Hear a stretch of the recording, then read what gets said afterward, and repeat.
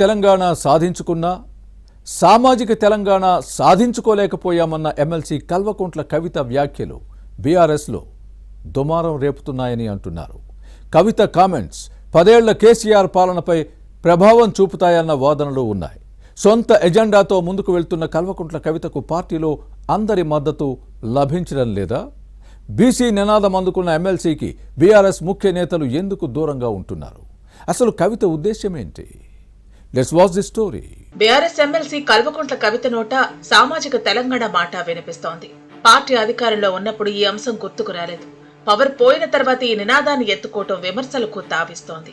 Delhi liquor scam లో arrest అయి జైలుకు వెళ్లి బెయిల్ పై బయటకొచ్చిన తర్వాత కొన్నాళ్లు సైలెంట్ గా ఉన్న బీఆర్ఎస్ ఎమ్మెల్సీ కల్వకుంట్ల కవిత తిరిగి పాలిటిక్స్ లో యాక్టివ్ అయ్యారు. రీఎంట్రీ తర్వాత కవిత అనుసరిస్తున్న వ్యవహార శైలిపై కారు పార్టీలో భిన్నాభిప్రాయాలు వ్యక్తమవుతున్నాయి. తన వ్యక్తిత్వాన్ని నిలుపుకునే క్రమంలో కల్వకుంట్ల కవిత బీఆర్ఎస్ ఎజెండాతో కాకుండా తెలంగాణ జాగృతి జెండా నీడన కార్యక్రమాలు రూపొందించడం గులాబీ పార్టీ ముఖ్య నేతల్లో చర్చనీయాంశంగా మారింది. ఎమ్మెల్సీ తప్పటడుగులు వేస్తున్నారని పార్టీ నేతలు బహిరంగంగానే చెబుతున్నారు. కవిత వైఖరి పార్టీకి కొంత ఇబ్బందికరంగానే ఉందన్న చర్చ సాగుతోంది. 10 ఏళ్లు అధికారంలో ఉన్న బీఆర్ఎస్ అసెంబ్లీ ఆవరణలో మహాత్మా జ్యోతి బాపులే విగ్రహాన్ని పెట్టలేదు. అయితే అధికారం పోగానే కల్వకుంట్ల కవిత బీసీ నినాదాన్ని ఎత్తుకోవడంపై తీవ్ర విమర్శలు వచ్చాయి. పార్టీ వర్కింగ్ ప్రెసిడెంట్ కేటీఆర్, మాజీ మంత్రి హరీష్ రావుకు తగ్గకుండా కార్యక్రమాలు రూపొందించుకుంటున్న కవిత చిన్న చిన్న తప్పులు చేస్తున్నారని కారు పార్టీలో వినిపిస్తోంది. కేసీఆర్ పాలనలో జ్యోతి బాపులే విగ్రహం ఏర్పాటును విస్మరించారు. కాంగ్రెస్ ప్రభుత్వం అధికారంలోకి వచ్చిన 3-4 నెలలకే కవిత ఈ నినాదం ఎత్తుకోవటం ఇబ్బందికరంగా మారిందని గతంలో విమర్శలు వచ్చాయి. ఇక మేడే నాడు కల్వకుంట్ల కవిత చేసిన సామాజిక తెలంగాణ కామెంట్స్ మరింత రచ్చను రాజేస్తున్నాయి.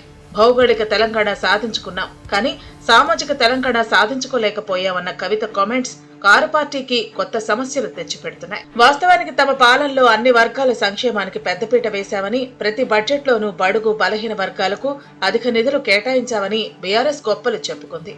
అయితే సామాజిక తెలంగాణ సాధించుకోలేకపోయామన్న కవిత కామెంట్స్ 10 ఏళ్ల బీఆర్ఎస్ సంక్షేమానికి మచ్చ తెచ్చిందని అంటున్నారు. దళితులకు 3 ఎకరాల భూమి, దళిత బంధు పేరుతో 10 లక్షల రూపాయలు, బీసీ బంధు, రైతు బీమా, రుణమాఫీ వంటి సంక్షేమ పథకాలను బీఆర్ఎస్ అమలు చేసింది. ఇక కేసీఆర్ కిట్టును కూడా సామాజిక తెలంగాణ కోణంలోనే అందించారు.